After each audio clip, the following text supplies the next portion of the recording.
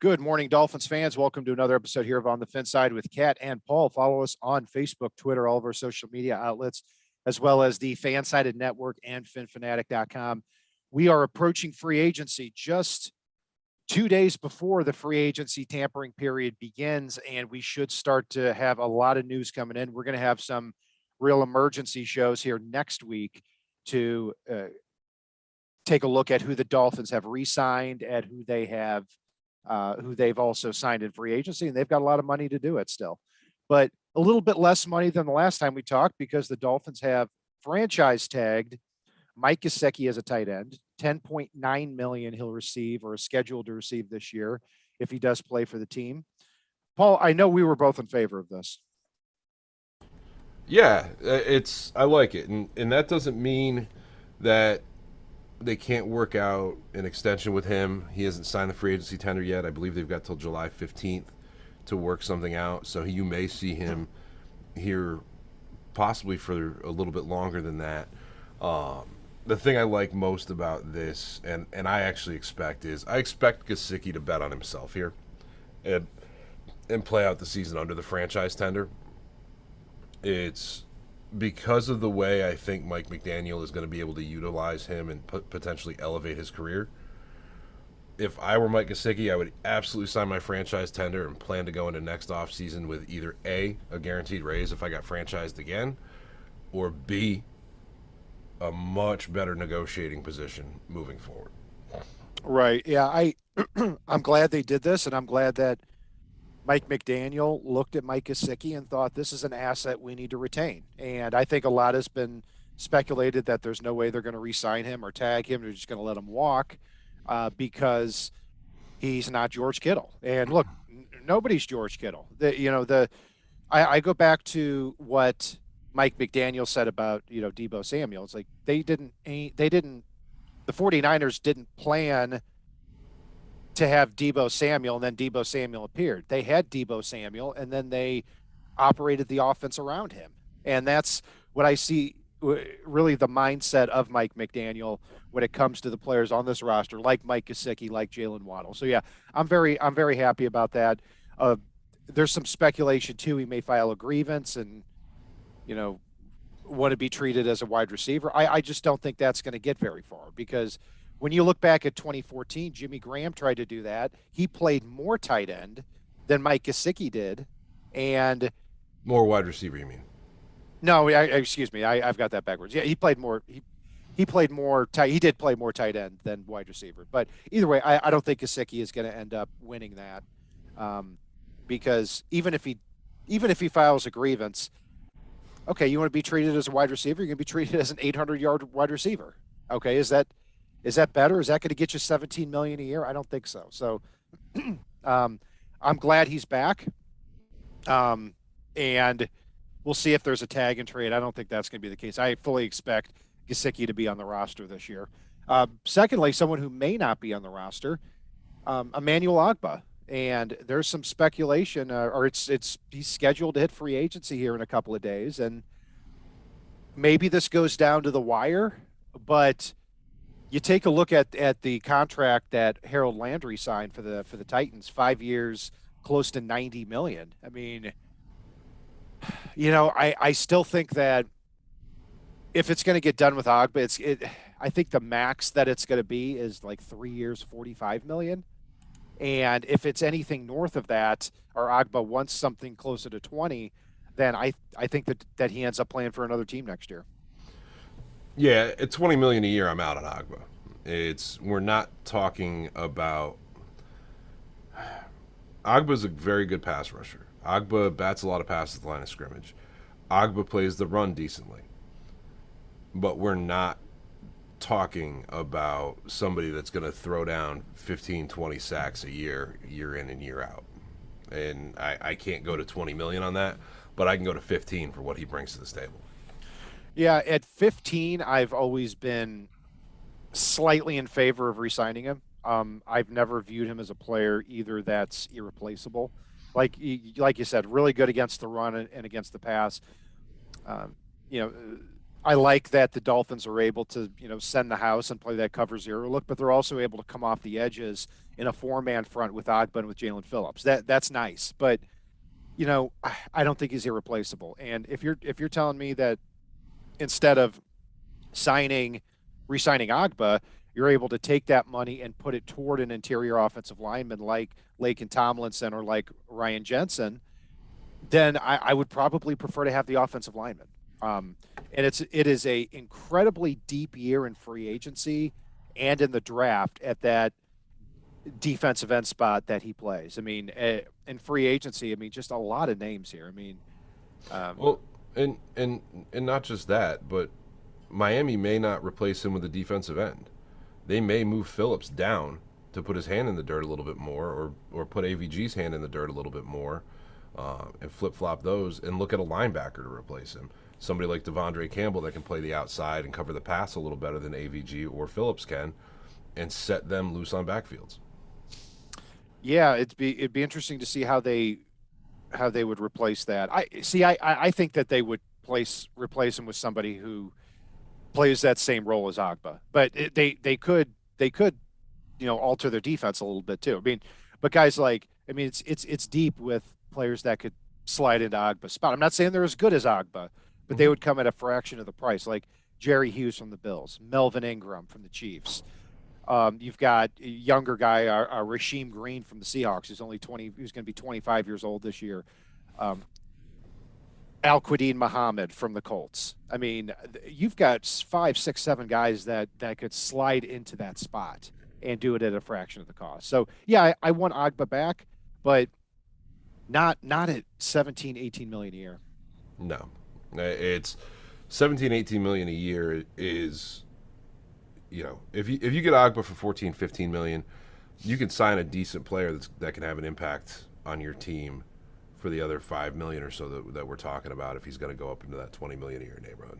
Yeah, and somebody said in chat here, Phillips can't play 5 technique. I completely agree with that, and so that's why I think it needs to be a bigger dude, somebody who's in that same 270, 280 pound range that Ogbah's in, and that's why I brought up the players that I did. I mean, and also too, I mean, there could be an opportunity to get Raekwon Davis, Zach Sealer, and Christian Wilkins on the field a little bit more together to replace that. So there are some options here, and that's why if we're talking, north of 15 million a year, I'm leaning toward being out on Ogbah and bringing him back, even though he's a good player. So in addition to that, Paul, exclusive rights free agents were re-signed here, or were retained Savon Ahmed and Elijah Campbell. I mean, a little surprised that they brought Ahmed back because he was actually an undrafted free agent signed originally by the 49ers, and they cut him pretty quickly. So, and I don't think he did anything last year, and I don't see him being a good fit in this offense. I'm a little surprised they brought him back. Elijah Campbell, good special teamer last year. Makes sense for him to come back too. I'm good with both of them. It's the speed we saw from Ahmed when he saw a hole and hit a hole was pretty good last year, and it was probably one of the better ones, or he was probably the best at the speed-based plays on this team last season. And if they think that they can have him just hit a lane and go, he could be a steal for this team in Mike McDaniel offenses. Yeah. So it's a low risk, high reward re-signing. It's if they take a couple guys in the draft, I don't believe his dead money if he gets cut is anything worth talking about. So yeah, definitely not worth talking about. I'm with you on that. So he's on the roster. We can give him the crack at it, and if it doesn't work out, we'll see you. Yep, absolutely. And also too this week, several trades made in the NFL, and a lot of news coming in as we approach free agency. Russell Wilson gets traded to the Broncos, so he goes from the NFC to the AFC. And Deshaun Watson has been cleared of any criminal charges. That doesn't mean that that nothing's going to come out of the civil suits, but he is, and I still think Watson is going to end up being suspended as well. there, if there's, I mean, I keep saying they suspended Tom Brady for 4 games for not deflating footballs. I mean, so the Panthers are just in from Field Yates from ESPN. The Panthers are expected to make an aggressive push here for Deshaun Watson, and that was talked about here a year ago. And I fully expect that the team I point to and say that they're probably going to end up with Deshaun Watson if I had to guess. But Russell Wilson in the AFC now, Paul, you've got in the AFC as far as what we call franchise quarterbacks. I say you've got 6 of the top 7 or 8 quarterbacks in the NFL. You've got Patrick Mahomes, Josh Allen, Joe Burrow, Justin Herbert, Lamar Jackson, and there's one guy off the top of my head I'm forgetting. I mean, and you also have to factor into that in the AFC South, where you don't have a franchise quarterback, one team is going to win that division. So, yeah, I mean, it's the AFC is getting tougher and tougher as far as quarterbacks that you've got to deal with. It is, and we'll see how that works out. I mean, it's Miami was a team that last season should have been in the playoffs. The season before should have been in the playoffs. So even with those quarterbacks, the way that they scheme up this defense, with the improvements that I expect on offense, because let's face it, last season they should have been in the playoffs with a floundering offense. So, and if Mike McDaniel can drop the right scheme for Tua and Tua stays healthy, he may not be your perennial Pro Bowl quarterback. We don't know what he's going to be.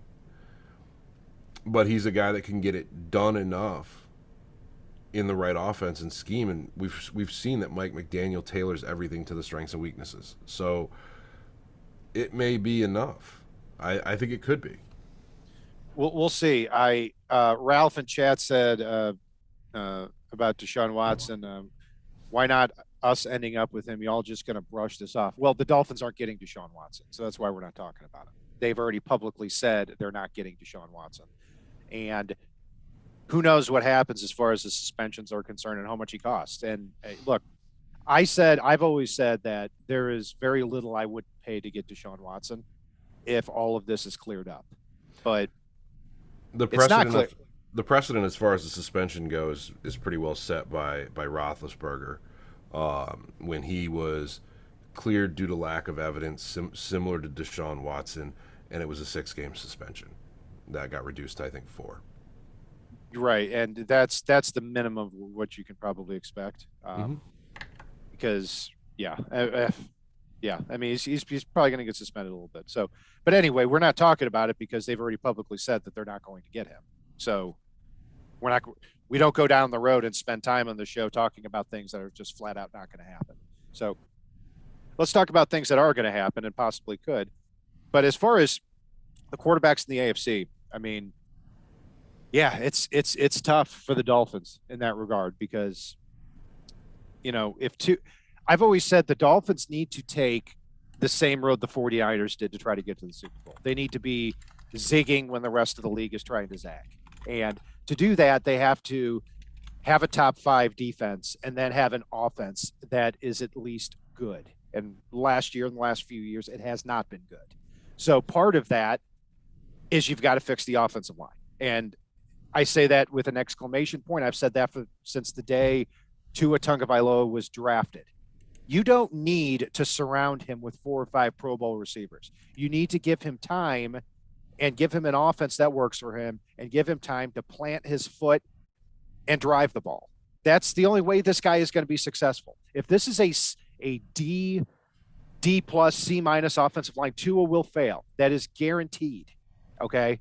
And to that, they need to get the offensive line right and needs to start in free agency here. So a few of those names are starting to dwindle. Orlando Brown and Cam Robinson were placed with the franchise tag, so you take them off the market. And I'm going to say again, Paul, if you don't get Teron Armstead or Eric Fisher, I think the Dolphins have failed. There are no excuses not to get one of those two. And a lot of people disagree with me on that.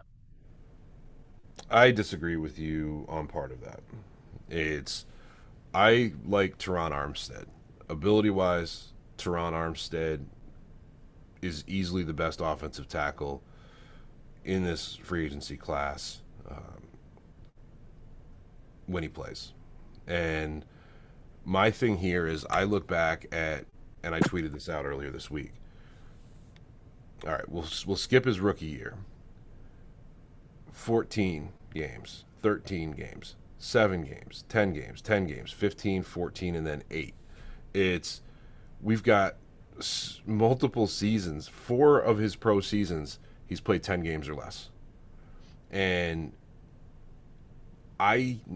one of my big requirements for an offensive lineman is you need to be out there. And injuries do happen. You're going to have that freak season here or there. But I'd rather have, and this would be a huge upgrade anyway, good. Can we agree that good at offensive tackle is a massive upgrade at this point? Yes, and I don't. If you get Teron Armstead, you're not just getting a good player. Oh, no. I'm not bashing Armstead's ability, but I would rather. My point there is I would rather have good or very good for 17 games than great for possibly only half or less. And that's where, and especially at what's probably going to be a $20 million a year price tag. That's where I can't get in on Teron. It's going to be all right. So you don't get Teron Armstead, you don't get Eric Fisher, who's playing left tackle for the Dolphins next year. I've been debating down through it. I'd be okay with Eric Fisher. My big thing's against Teron Armstead. For me, it's a tough one because I had Cam Robinson circled in pen, but I mean I might think about trying to get Trent Brown and move him over. And I know he missed a little time, but it's a little different. I've got Morgan Moses penciled in at the other side, so I'm willing to spend some money over there. But it's a weird class. That's the problem here is that. Okay, if you don't sign Teron Armstead, now $22 million is too much or whatever, and I'll go back to his ability in a second. Those are the solutions we're talking about. We're talking about, okay, well, let's sign Trent Brown for $17 million a year and have him play a position he's never played before. Those are the types of conversations we get into. And I want to park on Armstead's ability because I think it's glanced over too much. Okay, over the last 4 years, he has made 3 Pro Bowls. He has had almost 1,900 pass protection snaps. He has allowed a sack, a hit, or hurry on only 47 of them. So 97.5% of the time, when the quarterback drops back, he is not getting hit, hurried, or sacked. You take a look and compare that to Liam Eichenberg last year, who had 700 pass protection snaps or so and had allowed 44 sacks, hurries, or hits, 11% of the time. So 1 out of every 9 times Tua was dropping back or Dolphins quarterback was dropping back, he was getting hit, hurried, or sacked. That is embarrassing at the left tackle spot. And if you don't get Teron Armstead, I will take Teron Armstead for 13 or 14 games a season any day of the week. And the thing about Armstead too is it's not, yes, he's gotten hurt a lot. He doesn't have a degenerative injury.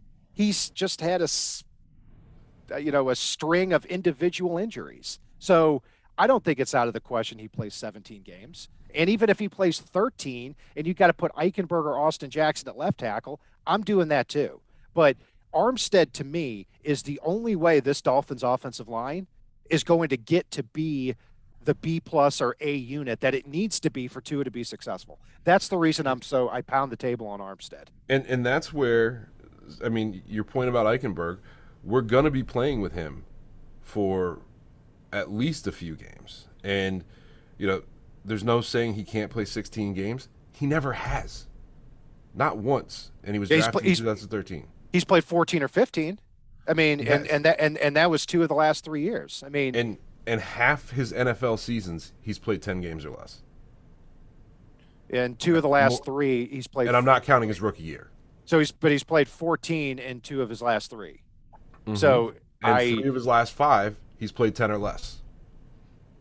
Yep. So yeah, I mean there is an injury concern. There's no doubt about that, but there's no degenerative injury. That's where I'm willing to take the risk. And Again, if you sign Eric Fisher, you sign Trent Brown, you're paying probably $5 million less a year. Like, But that's it. it's $5 million to possibly not have to see Eichenberg ever step on the field at left tackle, and the odds are better there than they are with Teron Armstead. And not just that. My thing too is a lot of these injuries. If Miami makes the playoffs, like they hopefully should, he's probably not there. I can't say that for sure. I mean, he's been with the Saints in the playoffs. I mean, so it's not a degenerative thing with him. It's one thing if he had a knee problem that was degenerative and he just physically can't hold up for an entire season. But yeah, he does miss games. There's no doubt about that. And another option too at tackle could be Joe Noteboom has been talked about. He's never been a full-time starter though. And those are the conversations you start to have is he might cost $10 million a year. Crazy as that sounds because of how few offensive tackles are out there. So he's somebody that if you're going to bet on potential instead of, Pro Bowls, production, great play, then Joe Noteboom may be somebody that you look at too.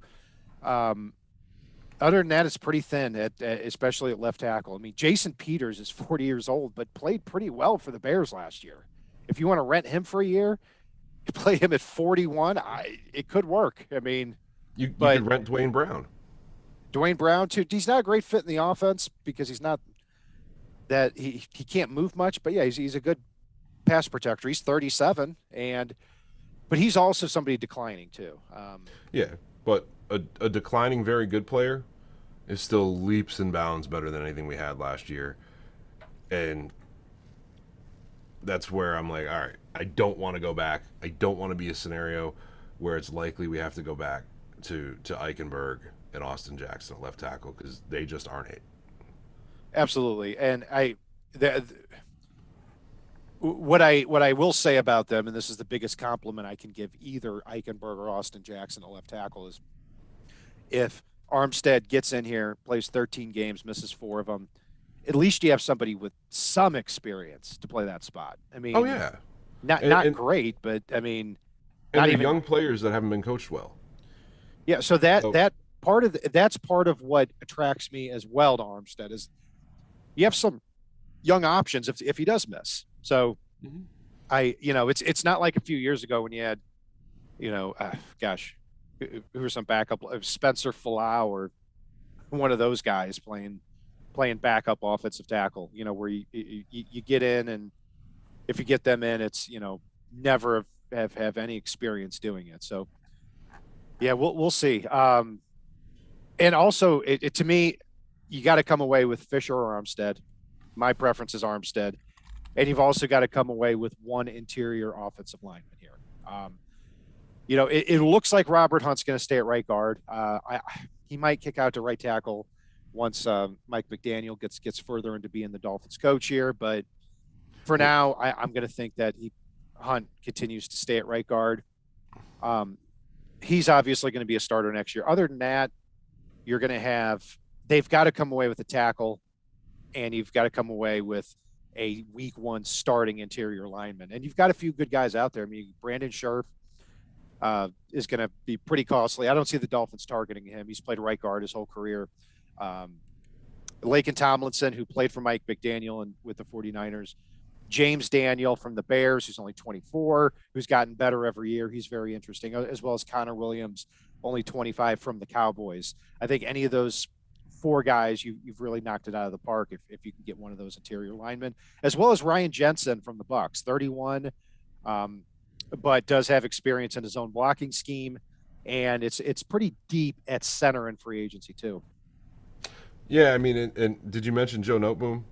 Because he's somebody I think could come in and really help out a lot. Yeah, Noteboom I mentioned with the tackles, and he can play guard too. I mean, there's some versatility there. He's never been a full-time starter with the Rams, so that yeah. Well, I think he could be an improvement and really push the pile as far as A, potentially that starter at left guard, but B, be somebody that could move around the offensive line and be that movable chess piece that's leaps and bounds better than having, say, Jesse Davis as the backup that can move around the offensive line. Right. Yeah. Yeah. I think Jesse Davis is certainly gone. He's got to be. Should In the be. chat, in the chat here, a few things mentioned here. Eric P mentioned Brian Allen is a nice center and scheme fit, good fallback if we don't get Jensen. I agree with that. You've got Brian Allen from the Rams. You got Bradley Bozeman from the Ravens. Ben Jones from the Titans is somebody who's a little bit older, but has been mentioned a lot. Matt Paradas from the Panthers, who was one of the top centers in the league a few years ago. Then went to the Panthers, where everyone on the offensive line has seemed to fail for them. So, yeah, I mean, or you could stick with Michael Dieter, or you can maybe stick with Dieter for now and then get to the draft and hope that Tyler Linderbaum or Zion Johnson fall to you to play that center spot. But either way, I don't care how you slice it. You've got to come away with at least 3 week 1 starters through the draft or free agency. If you don't, this whole offseason in my book has been a failure. For me, you need to fix the tackle spot. Both of them in free agency, and you've got a lot of good ascending young players that I think have shown promise at times that you may be able to shake out that left guard spot. You've got Robert Hunt as well in there that is obviously in listed as a starter in Sharpie at this point. And I don't hate Michael Dieter. I mean, yeah, there's a lot of good potential centers out there on the market. There's a lot of good centers in the draft. I mean, one that gets glossed over a lot in the draft is Alec Lindstrom out of BC, who did play for Applebaum, and from what I understand is a pretty smart center, which is one of the big things that I know McDaniel, the Shanahan tree, all put a lot of value into intelligent centers. So there's some options there, but the biggest thing is fixing the tackles, and then I think the rest of the line improves from there. Yeah, if you're telling me that the Dolphins are going to nail offensive tackle and push all of the other resources inside to the interior, where you've got Dieter at center, you've got Robert Hunt at right guard, and you've got Eichenberger, Austin Jackson at left guard, then I think that would work out fine. And yeah, it'll be interesting. One player I want to ask you about too was Lael Collins, who is rumored to be on the trade block here, and he only costs $10 million a year. But my question is, at 29, is he going to be somebody who is available? And my question to you is, would you give a 2nd round pick for him? No, you wouldn't. No, not. It's for me. My big focus is fixing the offensive tackle position, right tackle, left tackle, and we've already got at least one starter in Sharpie at guard.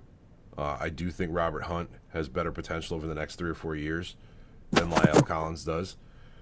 And then you've got Robert Jones, Solomon Kinley, Austin Jackson, and Liam Eichenberg fighting it out for that left guard spot. Potentially Zion Johnson, who every time I try to do a mock draft, even when I try to go a different direction, he's sitting there for me at 29, and I think is a steal there. So for me, I like Lael Collins a lot. I think he's a hell of a player. I just don't think it's the fit for what we need right now. Yeah, I would give up a 2nd round. I would sign Armstead and give up a 2nd rounder for Lael Collins. To me, and Collins is somebody too. He missed all of 2020 with an injury, and I missed 7 games last year. Again, if we're talking about ability, I don't care. I mean, I've said this before and I'll say it again. I will always take the player who has shown the ability to play at a very high level over the average durable player. Okay. Every time I will do that. And to me, the Dolphins thinking that they can get away with anything other than the best of the best on the offensive line is why we're in this position we're in. They didn't take offensive tackles high in the draft. They didn't trade up for them when they had the opportunity. Traded up for Eichenberg, which was a stupid move. But yeah, I mean, to me, that's how you fix a tackle spot. Otherwise, if we're sitting here and we're talking about Joe Noteboom and Riley Reef as our offensive tackles, you're still going to have a D plus C minus offensive line next year. And for me, it's more of a balance scale. It's how many games are you going to play? Like, because we're not signing depth that's going, we're signing depth that we're hoping can be something at this point if we've got Teron Armstead, and the amount of money we have to sign that depth is not great. So we've got to really potentially hit it out of the park on a low end free agent that could be something for 8 to 10 games, maybe more. And that's where, if you're talking about getting Lyle Collins, getting Teron Armstead, getting injury prone offensive linemen, suddenly you're half your offensive line for any given stretch of games can be out hurt. And we saw what happened in the Buffalo game last year when you've got ineffective, bad play at the offensive tackle position. They just let somebody come in and blast your quarterback. Now he's out for 4 games. And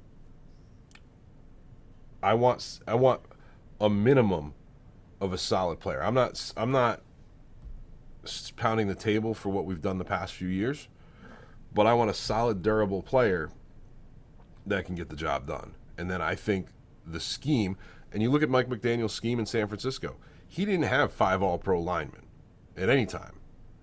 He maybe had one here, one there, 2 here, 2 there, and he made no-name guys look good on that offensive line. And that's where I'd rather have the durable, very good player over the maybe he's here, maybe he's not outstanding player. Well, I'll tell you this. I go back to the argument of Emmanuel Ogbah and Shaq Lawson, where if you look at Emmanuel Ogbah, the 3 years before he came to Miami, he missed, I don't have it off the top of my head, but he missed like 3 games in 2019. He missed 4 games in 2018. He missed 8 in 27.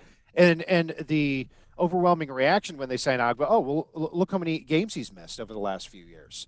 And I said, this guy has incredible upside, and these are one-off injuries. These are not degenerative knee injuries or anything like that. Mm-hmm. And I apply the same argument with Teron Armstead, where Shaq Lawson, when he was saying, oh, well, that's a good, solid player. Man, no. And I said, no, he's a C-plus defensive end who stays healthy. Like, I would rather have the Emmanuel Ogbah in that situation. But there are injury concerns. I will concede that. And Emmanuel Ogbah getting hurt and missing 3 games doesn't get Jerome Baker and Javon Holland hurt. That's true. But I would say, too, that if you sign Joe Noteboom or Cornelius Lucas or Brandon Shell to play offensive tackle, you're risking getting your quarterback hurt for 17 games. And yeah, so no, and that's where the balance comes in. I mean, Noteboom I'm looking at as a guard potentially, or to be in that guard mix, that if you get somebody that does get hurt at offensive tackle, can kick out if needed. It's and that's where it's a balance. It really is. And for every Emmanuel Ogbah that was hurt and missed time due to this or that in the 3 years leading up, there's a Will Fuller, and that's where it's a gamble. But I'm not a big fan of gambling that $20 million a year on a position that gets other players hurt, and there's no evidence that he can play a full season anywhere out there. Yeah, well, he hasn't. That's for sure. And yeah, and he would cost $20 million a year.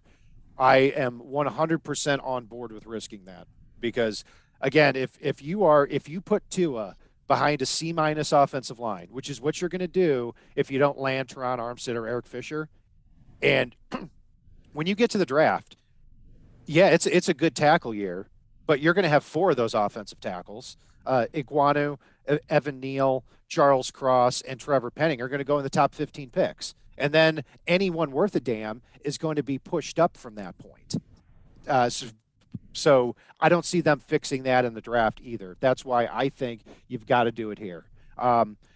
So offensive line, we could talk about. We've talked about for quite a bit here. There are other positions here in free agency. There's other positions and other players besides Teron Armstead in free agency. Come on. Yeah, and you know what? I'm pretty demotivated from talking about the rest of the other positions because I don't think they matter if you don't get the offensive line fixed. But running back, anybody you're interested in this free agent group? You've got Leonard Fournette, Cordarrelle Patterson, James Conner, who had a lot, 20 touchdowns or so last year for the Cardinals. Melvin Gordon from the Broncos, who's now 29, believe it or not. Sony Michel, Chase Edmonds, Rashad Penny, Marlon Mack, Darrell Williams. So a pretty deep year at running back, which means that you might be able to get one for, maybe $4 or $5 million a year. I might flirt with Cordarrelle Patterson, but in all honesty, I think between the draft and some of the players in this year's draft, between the 8 running backs we've got either under contract or locked to us right now, something like that. I think we're going to be able to shake that out just fine with Mike McDaniel running this offense. I'm not chasing anybody unless I can get a steal. Yeah, I'm in that same spot on that.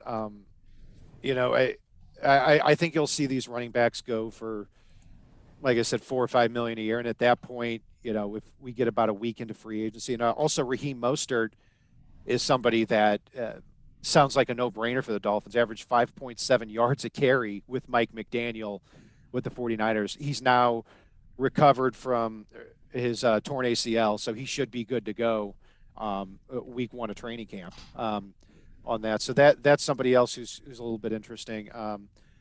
Rashad Penny. And again, I'm going back to this availability versus talent thing. I loved him when he went to San Diego State. I was totally fine with the Seahawks drafting him in the first round, even though that was really perceived as a reach. And anytime he's gotten on the field, he's averaged over 5 yards a carry.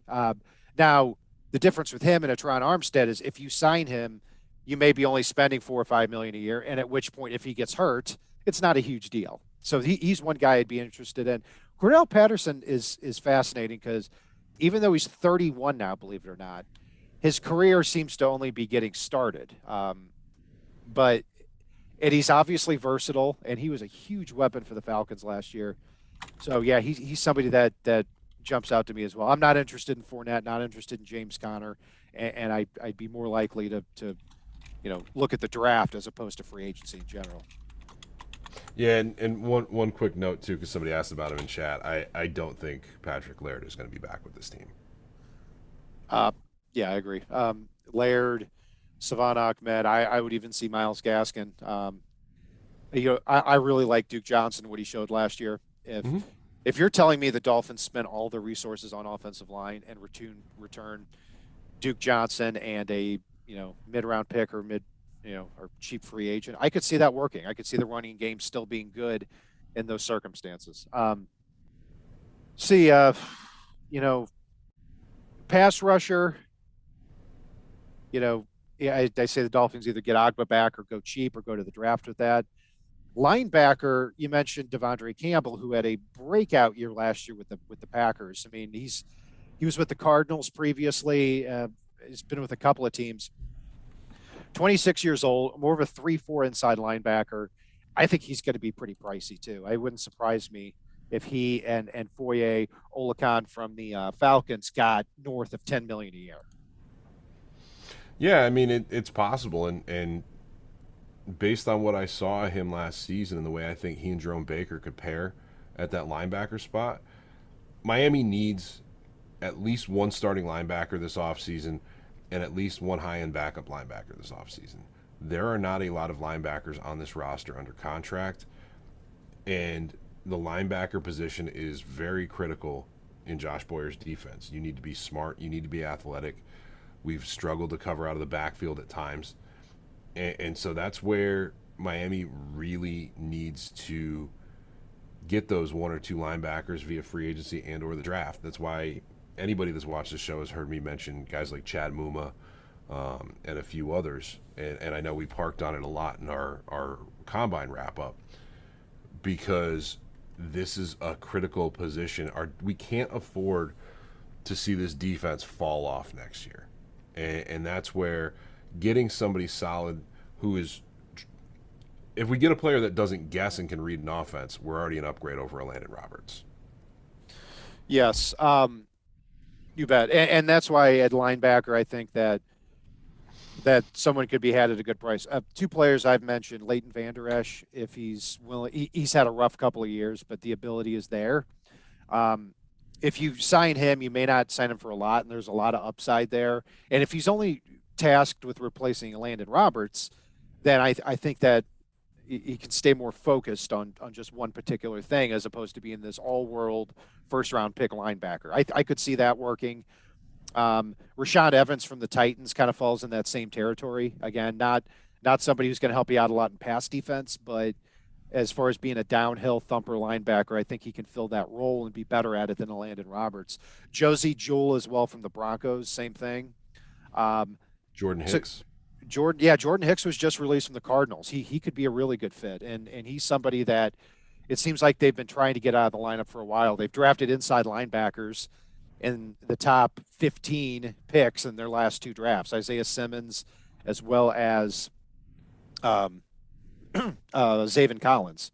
And Jordan Hicks comes away as the best one out of all of them, and he gets thanked for that by getting a release. So, yeah, he's also north of 30. Also in the chat, I see mentioned Bobby Wagner, who has made, I believe, 7 straight Pro Bowls.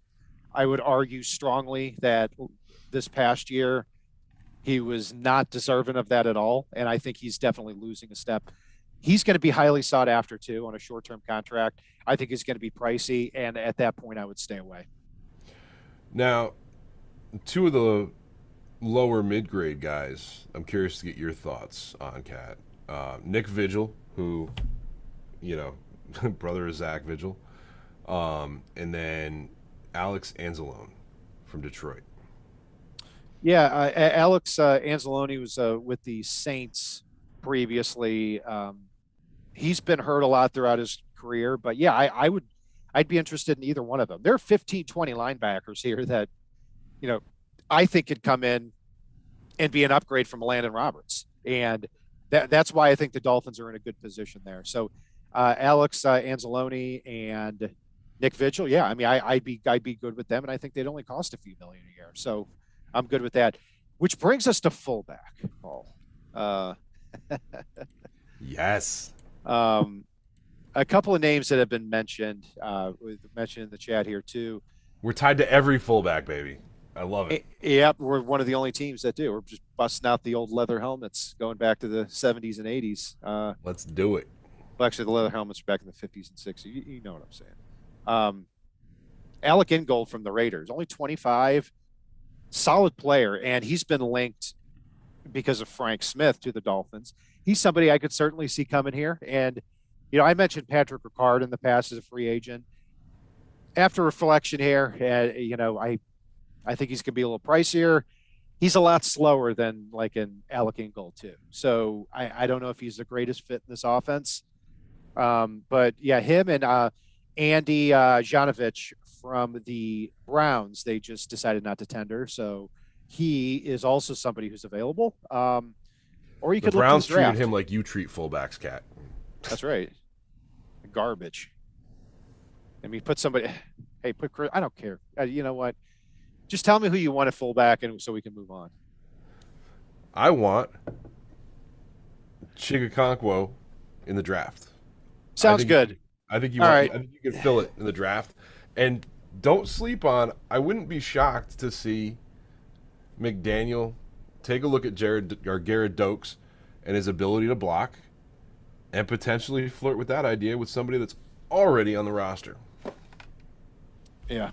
Oh, God. I'm glad we got that over with. All right. Here's another question. You're going to buy whatever fullback's jersey just to be petty so they get hurt. Oh, that's a good idea, actually. Yeah. I'm going to buy you a Teron Armstead jersey if he comes here, and maybe your luck and his luck will cancel out. Hopefully. or he'll basically burn a school full of children. We'll see. Like Adam Schefter is reporting that if Lael Collins does not find a trade partner, the Cowboys could release him. So that would be that's a nice. different bag of apples. Yeah, that would be really a nice signing here for the Dolphins if that were to happen. Carry some risk, but again, I'm ability over durability as far as I'm concerned.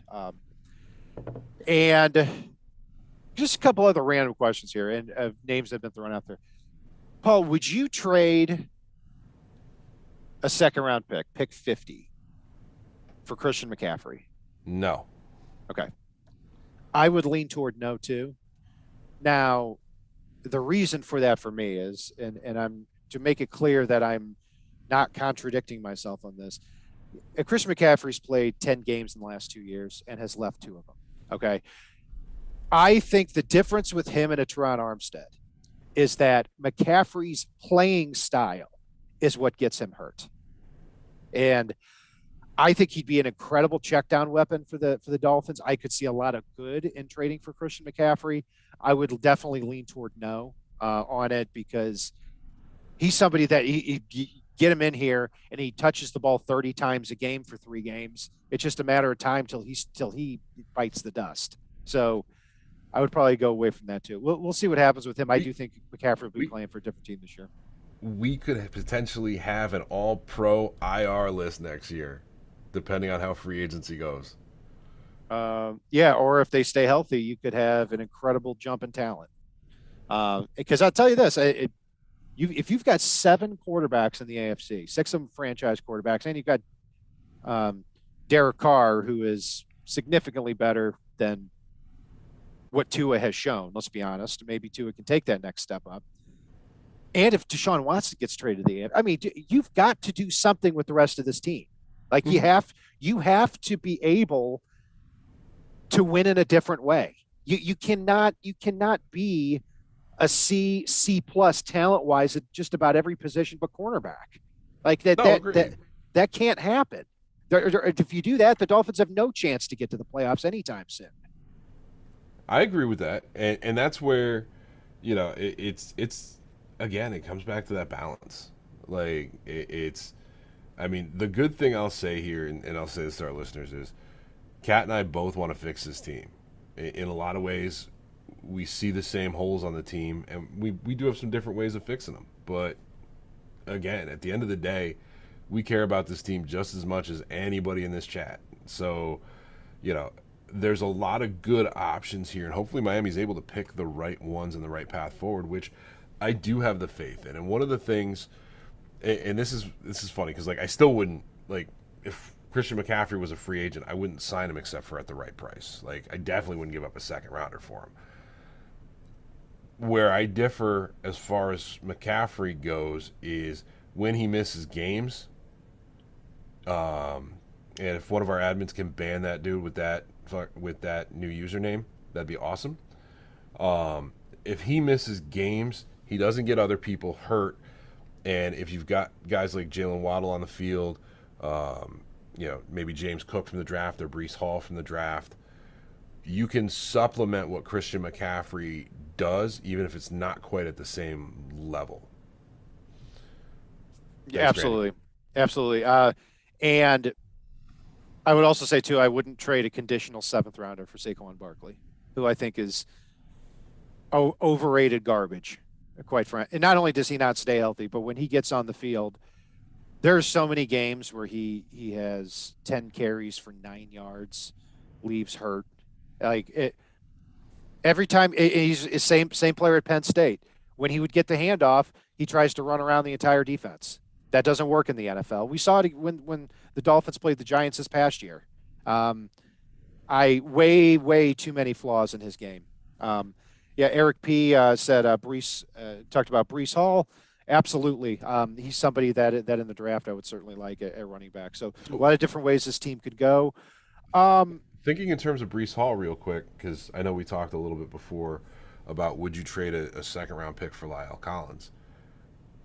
Would you rather have La'el Collins or would you rather have Breece Hall? Because that's basically what we're boiling down to at that point.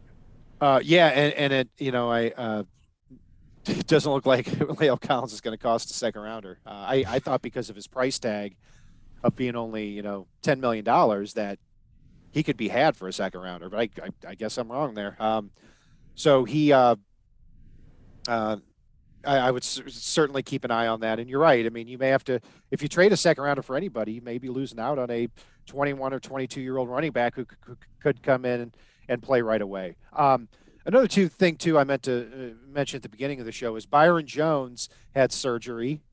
He's going to be out a couple of months, but it's going to be ready for training camp. And it may sound strange, but I'm glad because now all of his money is fully guaranteed this year. He's going to be with the team. I think any talk of him or Xavier Howard being off this team next year is absolute nonsense. Because I've said before, this defense does not work without great cornerback play. So for me, in addition to keeping X and Byron Jones, and Nick Needham was also tendered with a second round tender, that's good too. You've got, who knows, Igbenogany, you've got to think is a bonus at this point if he does anything well. I am 100%. First time Igbenogany's been referred to as a bonus, by the way. Meaning if he does anything, that's a bonus. I know. First, I'll tell you what, if a cornerback falls to 29 that I like, I'm 100% in for drafting a cornerback because it may not be a need today, but in 2023 or 2024, it's going to be a massive need as Byron Jones and X get on the other side of 30. And that's where, I know I mentioned him before, but a guy to keep an eye on in this draft that we haven't talked a lot about yet, and I know we'll talk about more so as we move towards the draft, is a guy like Trent McDuffie. He's a guy that should be there at 29, potentially, and everybody wants to talk about Sauce Gardner and what he did, and it was amazing. But Trent McDuffie this past year was almost as good of a shutdown corner, and he's sliding under the radar for a lot of teams. Yeah, and Mike Renner from PFF mentioned too that with Kyler Gordon and Trent McDuffie at cornerback, like teams like flat out didn't throw against Washington a lot, and that's how good. I think McDuffie's a little better fit in a zone heavy type of scheme because he's not the fastest guy in this defense. You got to cover all over the field, but yeah, if he's there at 29, I would certainly be interested. And I think he could. I think he is kind of scheme transcendent too, to a degree, but I think he's a better fit in his zone defense. But Tariq Woolen at cornerback too. Sorry, go ahead. No, Tariq Woolen at cornerback too is somebody who really interests me, even at 29, because 4'2", 6'4", 200 pounds, long press cornerback who's only played corner for 2 years. I would certainly be interested. What were you going to say? No, is there anything you do at safety? I mean, there's not a tremendous number of safeties out there that I'm really eyeballing, given, and I know a lot of people are suddenly coupon clippers with this team. I'm not cutting Eric Rowe. I'm sorry. I'm just not. Yeah, I'm not either. One thing, if they decided that we're going to cut Eric Rowe to get a safety that has a little bit more range than Jones and Rowe, that would make sense. But otherwise, no, I'd stick with what the Dolphins have. Somebody who I really like in the draft, too, if he ends up falling like to the second round, is Lewis Cine from Georgia. Yep. Who is a great athlete, tested out very, very well, and is only getting better. Great body control, looks the part. If you put he and Javon Holland back there at safety, I think you're going to have one of the best duos in the NFL for a long time. So I would lean a little bit more toward the draft if the Dolphins end up going that road. And I wasn't laughing at him because he is a guy that I like as well. I was more laughing because, it's something I said last show. Neither of us are Georgia fans, but how good was Georgia this year that I don't think we've gotten through an off-season show without mentioning them or at least one of their players. Even here on our free agency show, we're still talking Georgia. Georgia's defense is going to have 6 players drafted in the top 50 easily, and probably 10 players on defense drafted, period. Because you're going to have Jordan Davis, Trayvon Walker, Devon Wyatt, Nakobe Dean are going to be first rounders. And then Quay Walker and Lewis Cine have a chance to be first rounders. And then you've got at cornerback, you've got Goodrich, you've got Adam Anderson, who was kicked off the team but still could be a late rounder, Channing Tyndall, and I'm sure there's another guy or two there I'm forgetting. So I mean, yeah, it's Okay. going to be crazy. But Paul, who is one player? I'll end the show like this. Who is one player in all of free agency that you point to and say the Dolphins are going to get him? Could be an expensive one, could be an inexpensive one. This is not going to win me any fans or love or followers, but you know, I think Miami's going to go out and get Morgan Moses. And that's not a sexy pick, but he actually plays a lot better than the helmet that was on his head the past few years. And he doesn't allow a tremendous amount of pass pressures. He's a fantastic run blocker, and he's probably going to be a much cheaper option than he should be. And by the way, I love that Tyler Orion mentioned Christian Kirk. You remember me pounding the table for the guy as a developmental player a few years ago as somebody with tremendous upside, and he's starting to realize that he could be so. God, did we talk about wide receiver? Oh, Jesus. Wide receiver, I'm going to say quickly because I'm running short on time here. Braxton Berrios is somebody, if you can get it at a good price, I would be all in for. Cedric Wilson also from the Cowboys too. So yeah, DJ Chark and Christian Kirk as well. yeah, sure. I think I think you're going to be shocked by how much money they get. I'm talking Maybe. I'm talking And close to if 15 million a year. But it was more the if of it. Yeah, Like, yeah, absolutely. One guy I'll point to is I think they're going to get Teron Armstead. I really believe that they are because Mike McDaniel saw they took a risk with Trent Williams. They traded a second-round pick for him, and he came in and he stayed healthy. So I think they're going to get Armstead. My second choice would be Laken Tomlinson because he played for the 49ers and had his career turned around. Anyway, that's going to do it here for our breakdown of free agency. I'm Brian Cat NFL. Paul is fanatic_pick on Twitter. You can follow us on Facebook, Twitter, all of our social media outlets. Thank you all for joining us here today. And we're going to have some shows next week as the free agency news starts to come in. And if it's not on the right side and it's not on the left side, it is on the fin side.